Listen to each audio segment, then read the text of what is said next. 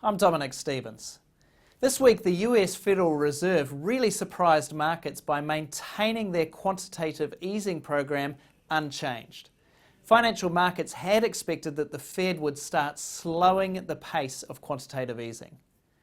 Now, the consequence was that the US dollar weakened and conversely the New Zealand dollar strengthened. We're now trading up around 83 or 84 cents, whereas just a few weeks ago we were down at 78. Now, what all this is going to do is make the Reserve Bank of New Zealand more skittish about the idea of hiking the OCR.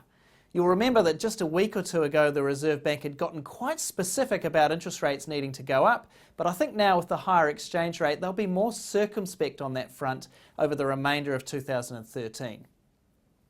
Actually, from a Westpac perspective, we were always sceptical of the notion that quantitative easing would be slowed by the Federal Reserve. That's why we were forecasting a return to 83 cents on the New Zealand dollar by the end of this year.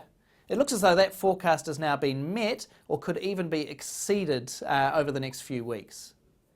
Now, you might be asking yourself, well, why then are we forecasting an OCR hike in March of next year?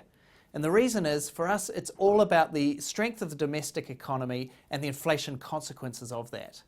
We think we got supportive news on that front this week with second quarter GDP. It printed at 0.2, but it was only that low because the drought took a big bite out of production. If anything, actually, GDP was stronger than we were expecting, and that's because the New Zealand economy is showing every sign of being firmly in the grip of quite an upswing.